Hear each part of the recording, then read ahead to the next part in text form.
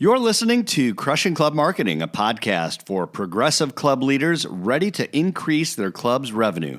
The time for change begins right now. Robert Sereci is the general manager at Medinah Country Club just outside of Chicago. Medinah has hosted 3 U.S. Opens, 2 PGA Championships, and the 2012 Ryder Cup matches. Robert is a results-driven service provider who believes the success of Medinah has to go deeper than its golf pedigree. What he's done to build the brand has caught the attention of people inside and out of the club industry. Thanks so much for joining us today, Robert. I appreciate your time and for being part of today's episode. My pleasure. Thanks for having me on. This is terrific. Hey, you've got such an interesting background in an industry where so many people have come up, maybe through food and beverage. But when you think of country club general managers, so many of them have this connection to golf that is, in some ways, it's like all about golf. But your background is not like that. Can you share with us your background and how you found your way into the club industry? Sure. I moved from Europe in 1985 to go to college, and I went to a hospitality school at Cal Poly Pomona, which was an incredible school for hospitality. And my intention all along was to go back to Switzerland, where I grew up, to do an apprenticeship program. But unfortunately, being Yugoslavian, the war broke out in Yugoslavia, and I chose not to go to the Army. So I was, for lack of a better word, stuck in the U.S., and I coincidentally happened to run into Greg Patterson, who was teaching a class in club management, and I took his class and fell in love with the concept, which was foreign to me at the time. And I got involved in clubs relatively quickly, but unlike most of my friends, I never waited on tables. I didn't work in the kitchen. My family was not in the hospitality business. I was planning on using my apprenticeship program to learn all the trade, the skills required, but being in the U.S., I didn't have those. So I'm not a golfer. I play maybe 10 rounds in 15 years. So I was in a position where I'm here in clubs, and I had to innocently enough rely on the expertise of the people that were around me in order for me to be successful. And what started as almost like an act of desperation to tell my team, guys, I need your help. I really need you to help me make this successful. You're good at what you do. You do what you do. I have my skill set. And what turned out to be a strategy for self-preservation ended up being probably one of my best tools for leading a team, in that to this day, I disproportionately rely on my team and their expertise to make things happen. So I just have a different philosophy, and not being a golfer, Ed, believe it or not, has been an incredible blessing for me, especially the more golf-centric a club is, the more beneficial I believe it is, because I see, for example, Medinah through an entirely different lens than those before me or members who see Medinah through the rosy golf glasses. Yeah, let's talk about that, because this has actually helped you become a stronger general manager. It has, and I think the challenge is that with a brand like Medinah, which is so golf centric, many people, many members and boards and employees are enamored with the whole history and heritage of Medinah, which is rich and robust, no doubt about it. But what happens is when you have an emotional connection and you're tied to the past of the club with tournaments and history in the infamous Tiger shots and the infamous Sergio shot, right? What happens is you can't objectively look and analyze the club and the issues at hand. Because I knew of Medinah, but I wasn't aware of the Ryder Cup or the PGA, because that's not something I study. I was able to see Medinah through a very neutral lens. So the emotionality was not there for me. The Ryder Cup and the beautiful experiences, to me, was all about, okay, so what did that yield exactly? And at the end of the day, that was not enough to carry Medinah through and develop more robust memberships. And when you say what did that yield, I mean you're saying what was the ROI in holding these major events? Yeah. Make a metric, right? I mean, a metric. Now again, that's why I keep saying there's a difference between accomplishments and success, and clubs often confuse the two. So when they talk about success, The Ryder Cup is an incredible accomplishment. The PGA tournaments, everything we've done are enormous accomplishments, but doesn't always translate into success. Many clubs have held tournaments, championships, but then have failed to carry on or stay open. So tournaments are accomplishments. Success, for me, are entirely different metrics. Does that make sense? Yeah, absolutely. It's a different way. So often, and we've become, and I think there are a number of private clubs that host either major events or even tour events that do look at that as being success, that they have reached a pinnacle or a level of success because they host the events. And yet, if they're not financially sound, then you're right. That's all it was really an accomplishment. Well, but I mean, for example, I think you can still hold a tournament, not be successful financially, but if it is part of either your mission, your strategic plan, for us, hosting tournaments is something our members would like us to do. So if that's the case, it's a fine balance between the financial rewards and also carrying on the brand of Medinah with hosting tournaments. Our history, our DNA is really strong when it comes to golf, and we have to continue to work on that. So, I mean, the Medinah brand is a very powerful brand, and much of it is because of our past tournament history. There's no denying that. What we're saying is that in itself is no longer enough. Mm-hmm. We cannot disproportionately rely on past tournaments. Those tournaments came and they left. What they do help is the power of the brand is so strong. That's why our logo is recognized worldwide, right? Mm-hmm. People want to play Medinah worldwide. I get emails and letters. I got one yesterday from a gentleman from the armed forces. It was his dream to play in Medinah with his mom. Well, being on your bucket list is one thing. Writing an $85,000 check is an entirely different thing. Absolutely. Yeah. So, and that's what we have to remember. So it's really interesting, and yet even in that little story, a dream to play Medinah with his mom. What's one of the things I've heard you talk about that's also very inspiring, and I get this from the fact that as someone who didn't come up as a golfer in the golf world, golf is a fabulous way to build community. And I've heard you mention how important it is. So many of the things you're doing, which we'll get into in a second here, is really about building great community at Medinah. Can you just talk a little bit more about your perspective on that and how you see, not just golf, but a lot of the activities that you have as being platforms to just build relationships and community? Well, I think it goes back to why people want to join clubs. Why would somebody want to join Medinah? And I think so many of us are so quick to point out all the features, the state-of-the-art the championship golf, which is great. But when you start listing benefits for members to join a club, it almost seems like it's a logical decision to write an $85,000 check because you have a state-of-the-art something. The truth of the matter is there's nothing logical about joining a country club, right? If it was logical, no one would join a club. Right? Right. The Absolutely. reason why they join a club is because they want to belong to a community of individuals with similar beliefs and interests. It's an emotional decision, not a logical one. So clubs make that mistake, and that's why I think they've struggled in the past.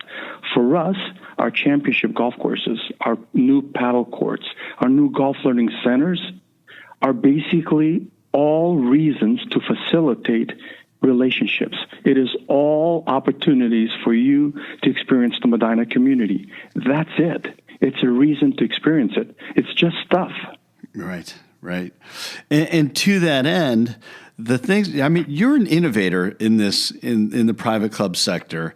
And I say that, and I think you know that as well, but the other things that you've done to build community in some ways, and let's start with Meacham's Garden, an organic garden that you developed at Medinah. What was, talk about a community builder in ways, in something that's totally unique. Where did that come from, and how is that that investment paid off with the membership? Sure. Well, Well, one of the first things that I did in Medina and every club that I joined is I really focus on understanding the history and going back to Simon Sinek, whose book, Why, is probably one of the most brilliant books I've ever read. Start with and why. I always right. try to start with why. And for me, it was always back to whether it's the American Club in Hong Kong or here in Medina, is why was this place built and founded to begin with? So I got the history book, and lo and behold, Medina was built as a family club away from the city by the Shriners, where we had tennis, we had badminton, we had luge, we had ski jumping, we had golf, we had all of the amenities you can even imagine. And with time, we divested ourselves from all these other amenities and focused primarily on golf.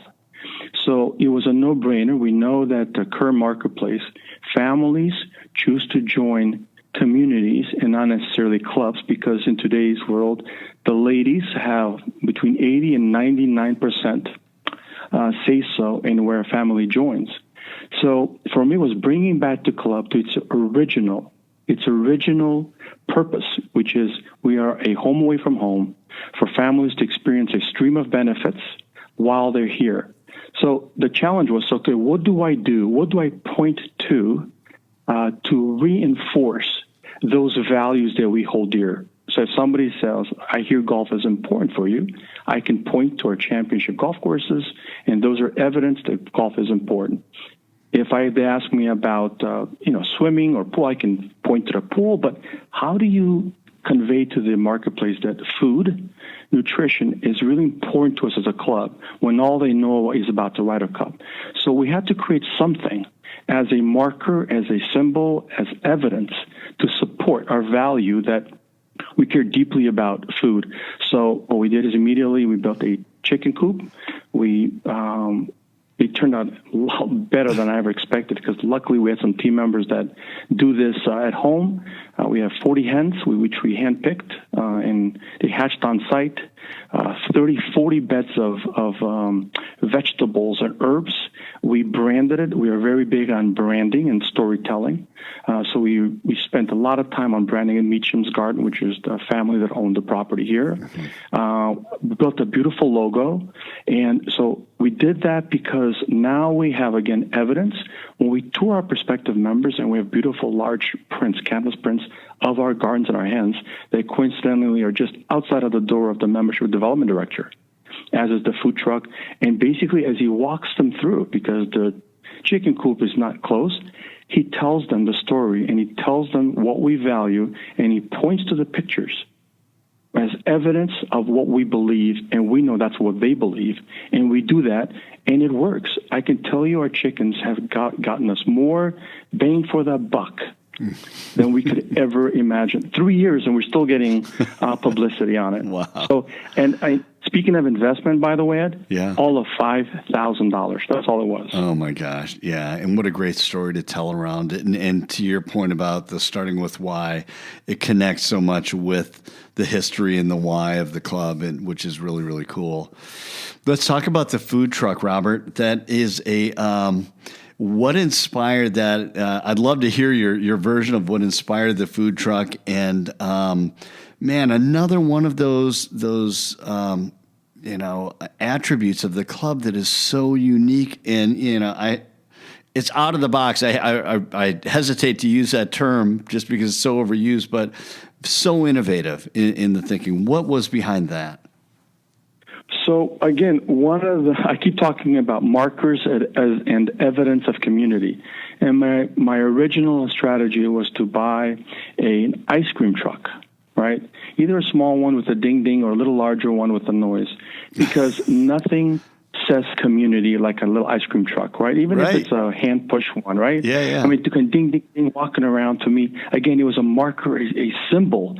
And then I found out that we were asked we were going to build these facilities. We were going to build paddle tennis courts, a learning center, and our members I knew would want to have food. But building kitchens is expensive, and we have 644 acres. We lug barbecues everywhere on one of our 3 courses. And I thought, you know what? part of our strategy is how do we become a little more relevant and hip with a younger crowd? Yeah. Maybe we can kill two birds with one stone. So I thought, all right, let's get a food truck. Luckily for me, one of my employees that used to work for me in Dallas is with the Texas Rangers, and they were selling theirs. And he called me up, and he said, are you still looking for a food truck? I said, absolutely. He drove it here. We bought it. We spent, again, a lot of time on branding it, right? We spend the color, the font, right, the location of the logo. I mean, it's not as easy as it sounds. We wrapped it. We kind of brought it to the membership. So the entire winter, we built pads where we park our food truck right by our racket center, where it's 3-4 days a week in the winter, and 3-4 days by the golf learning center. And it's adjacent to the entrance where members can now just walk from the learning center, get their food, and go back inside, where in both locations we have a bar. So it's practical, but it's also, we also, from a marketing perspective, got a lot of attention. And Medinah, if you do anything golf-related, people expect that. It's not, you're not wowing anybody. But anything that we do that is not golf-related, we seem to get a lot of attention. And this was no different.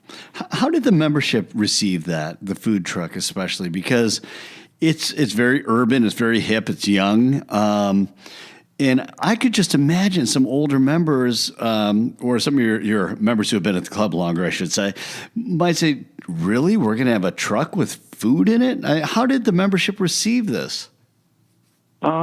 So, I mean, some of them still don't understand and don't get it and are upset by it. Overwhelmingly, they have now come to love the idea.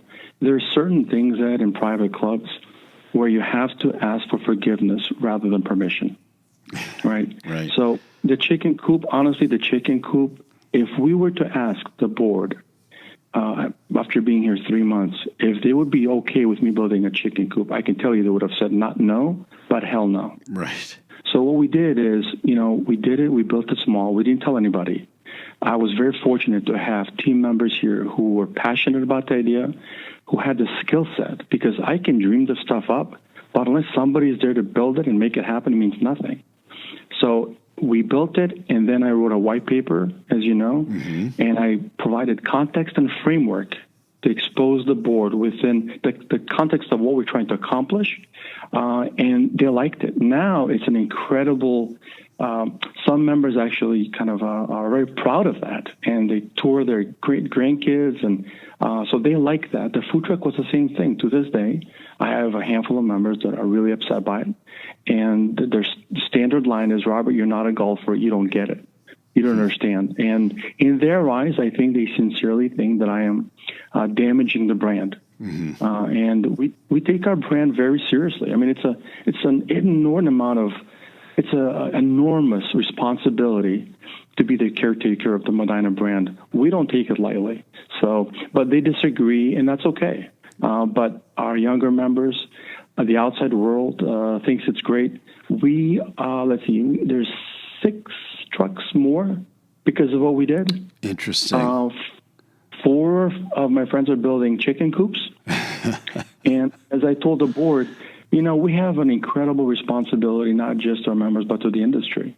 And they look to us. And we're like permission givers. And my friends tell me that, look, it makes it easier for me to sell something if Medinah does it. Because the standard line like I got here is, we're different. We're golf-centric. It won't work here. But if they can see, but look, Medinah does it, and it's successful, it kind of makes it a little easier for them to chart the path, if you will, if Medinah does it. So I'm very fortunate. I got the idea from somebody else. Let's see, clubs are not at the forefront of innovation, right? Right. So you keep saying innovative. The truth of the matter is, what you mean is it may be innovative in our space, Ed. Let's not kid ourselves. Clubs are laggards in everything. So all we're doing is repurposing ideas from the public sector, making it our own and looking good in the process. Yeah, no, it's absolutely. And, and at the same time, though, to be able to do this and to say, like you said, better to ask for forgiveness sometimes than permission. And at the same time, so many people are afraid to take chances. What inspires you to take the chances that you've taken? So, I don't blame my fellow club managers for not taking chances. Club boards have beaten us into submission and have taken all of the risk out of our souls. And it's not the club manager's fault. I think what happens is clubs are very risk averse, and so we stifle innovation. And that's why very few club managers are willing to stick their neck out and do something that's out of the box, because most are afraid, because we're talking about people's livelihood. And with turnover of presidents every year, you got one president that may like what you do, the one following may hate the idea, and your contract is no longer renewed. So I get it. So what I try to do is, it depends on how badly your club is hurting. So usually if your club is hurting, they tend to listen more. So if you're at a club that is hurting a little bit, they're more likely to listen. The other thing that I do is I tend to write a lot. And what I found out is that if I verbally try to explain something to the board or to the membership, it's very difficult to convey and provide context and framework of what I'm trying to accomplish. If I write it down and I provide something in writing that shows the path of where we're going, why we're going there, the pros and the cons, they tend to listen, and they tend to have a better understanding. But word of caution, before you get there, you have to have done something or a few things that has gotten their attention and built confidence. And that's critical. Right. So I didn't come out guns blazing right off the bat. What the team and I did is we did a few things that were a little different, that yielded incredible results, positive member feedback that got them used to things being different with positive results. And then we draw out the big stuff. So you're building trust. Yeah, for sure. You have to, Ed, you have to. Yeah. How has the role of the general manager changed over the years? Especially, it's such it's a time where a lot of people are fearful, like you said, making the wrong move and geez, maybe I get fired. And yet the role has to change, and it has changed. And what have you seen?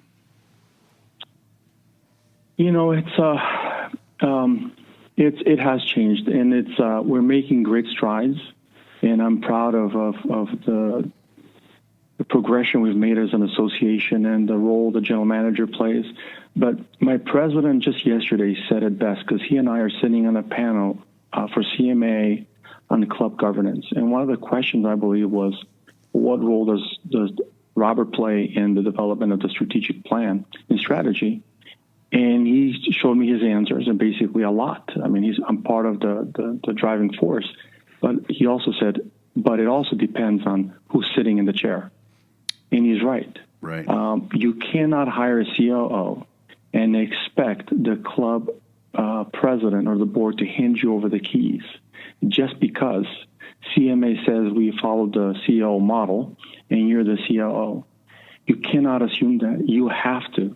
You have to demonstrate that you have the intelligence, you have the wisdom, you have the wherewithal to lead a club. There has to be evidence. Absent of that evidence, no one's going to give you the keys. And this is what I try to explain to my friends. Just because you have the title means nothing. No one's going to give it to you by default.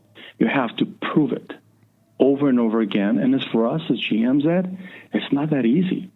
Right. If you're a chef, members come to my chef with recipes, and he oohs and ahs them about how to make sauces. Mark, who's a wine guru here, he just mesmerizes them with rattles of grapes and just kind of talks to them about the wines. Marty helps them with their swing, and he's their expert, and they love Marty. Our new superintendent, Steve, talks to them about grass, and they just melt, right? It's all. Mm-hmm. But as GMs, how do we demonstrate our knowledge? I mean, members don't come to me and say, Robert, I want to talk to you about club management. Teach me. Well, nobody does that. So as GMs, we forget that unlike our team who demonstrates their proficiency, like sometimes daily, like in golf or wine, we don't do that. So for me, my white papers, My general manager reports, which are long and in writing, is my way of constantly telling the board, educating the board that I know what I'm talking about. I want to share my knowledge with you to basically instill in you and confidence that I know what I'm doing. So as general manager, we can't just sit there because what we do is not transparent. They don't get to taste it, feel it, eat it, right? Yeah. It's different. So for us, we have to figure out how do we demonstrate value? And through that value, they hand over more and more once they have confidence in our abilities. And I've been very blessed. To do that. Yeah, and you've made the most of your opportunities too, which has been so fun to see. But let me ask you a little bit more about that and in improving your value in that way, because what's interesting is, for example, you're general manager and COO.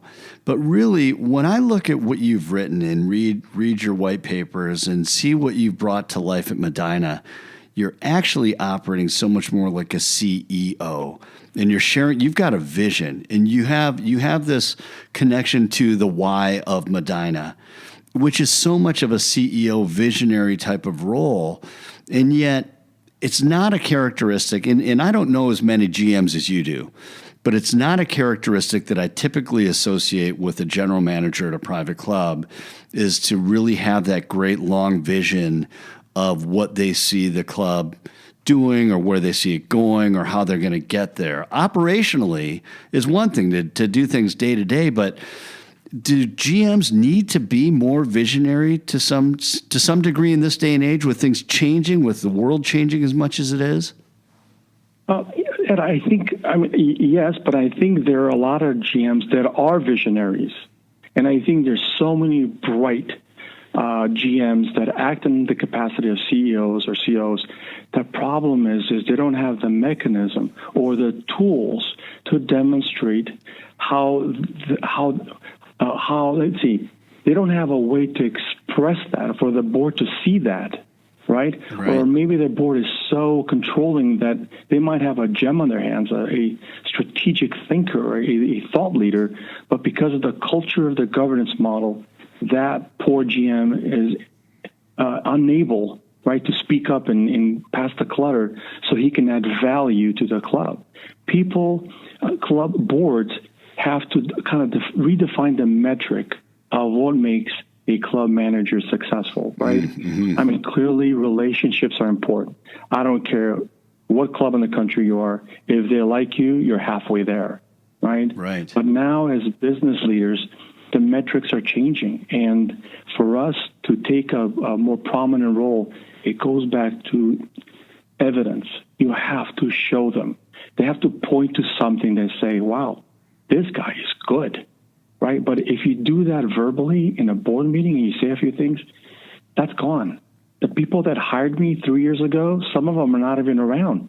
So the people that were oohed and awed and really impressed with my background, they're gone, right? These are new folks, and they're thinking, who's this guy?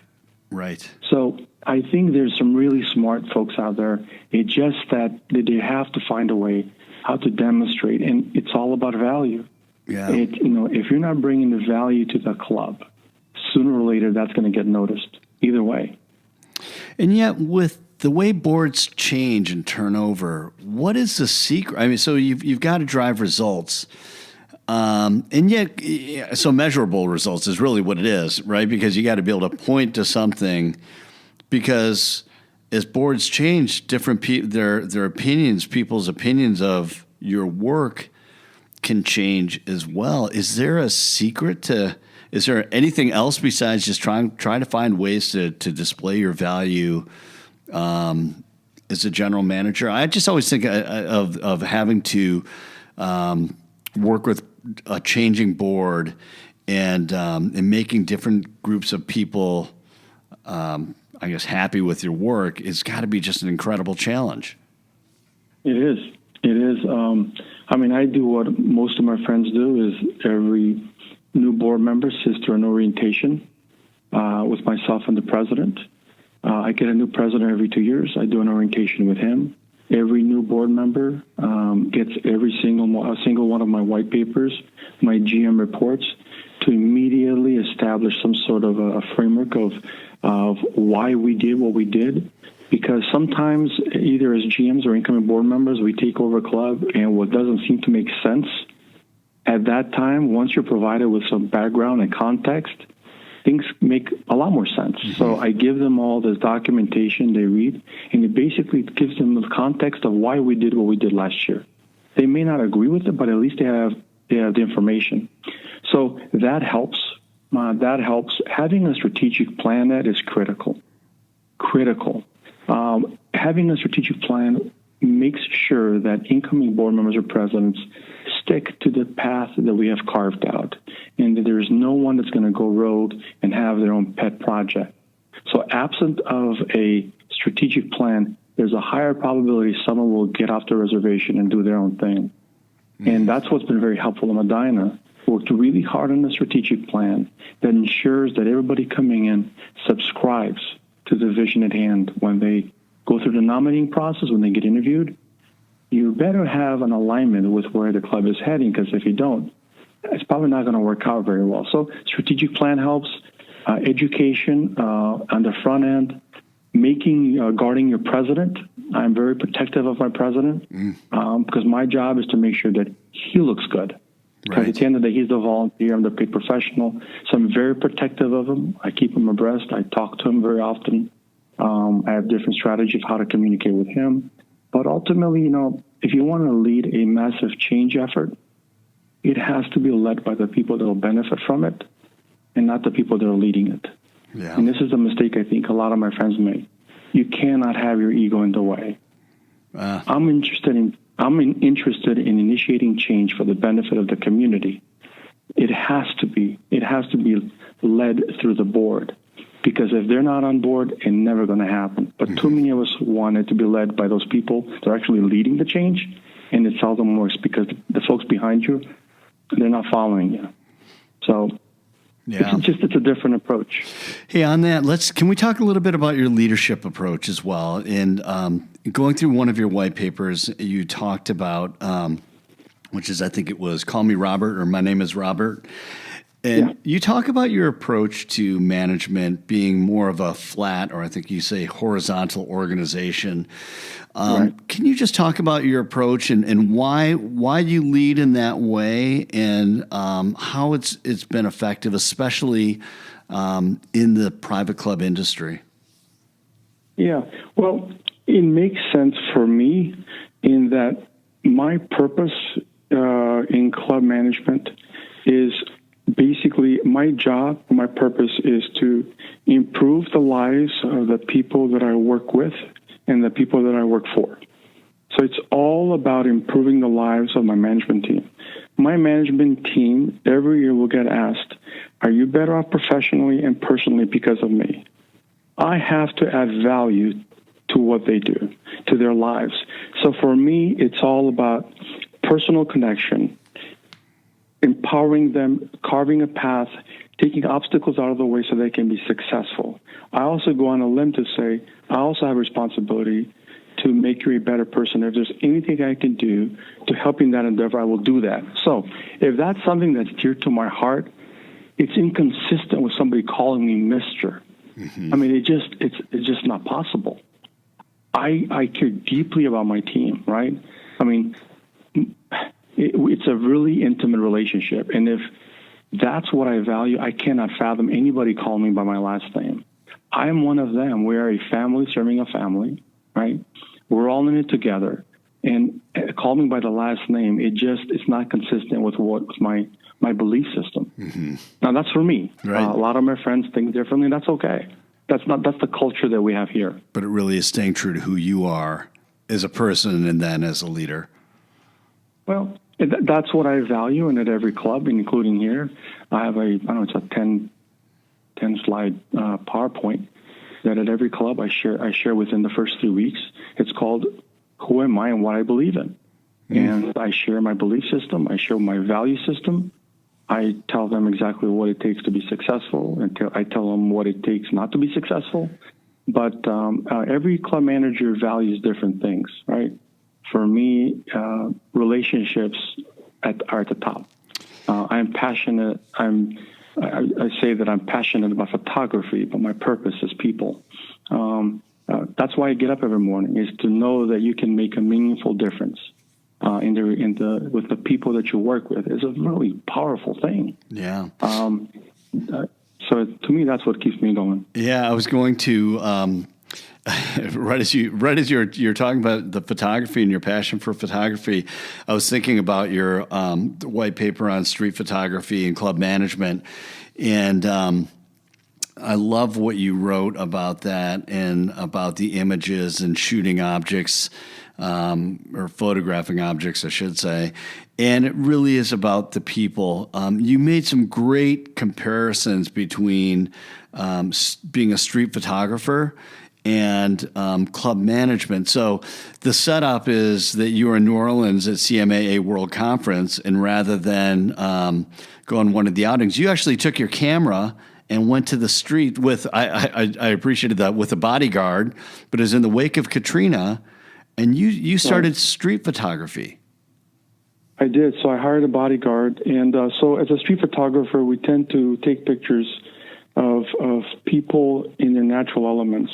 And usually I gravitate towards pressed areas, slum areas, disaster areas.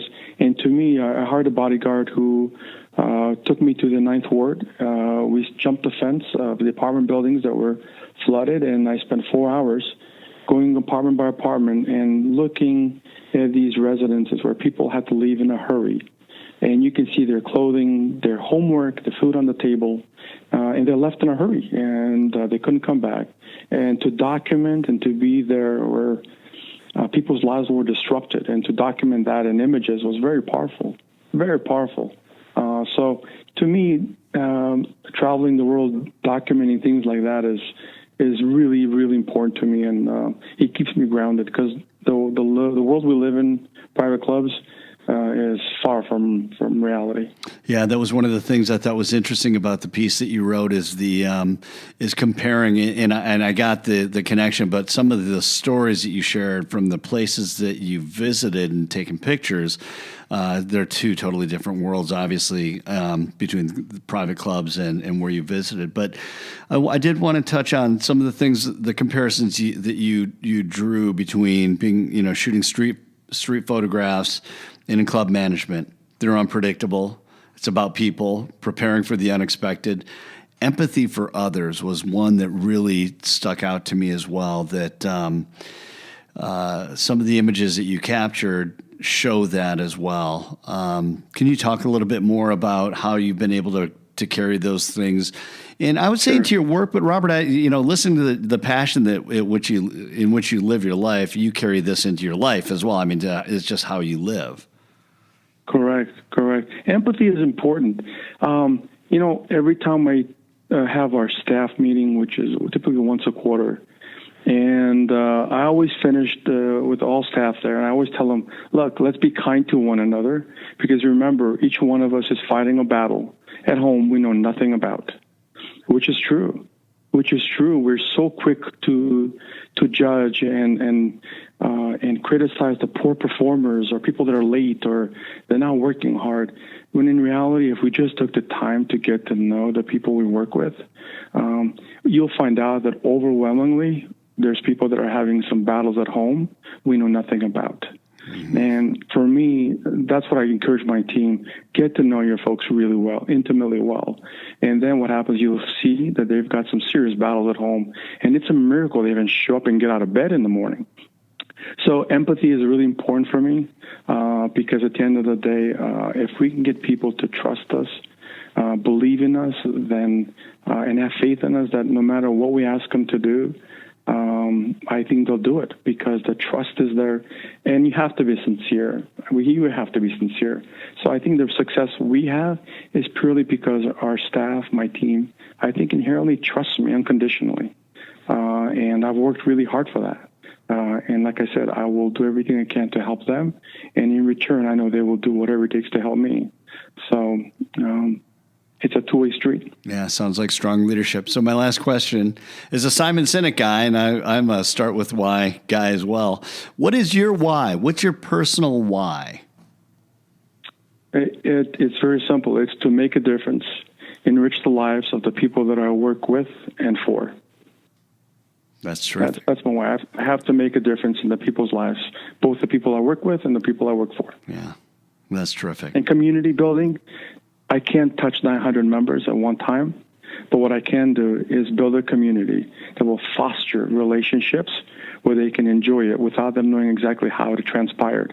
So that's why I can influence them and touch their lives by building a great, vibrant community that facilitates relationships.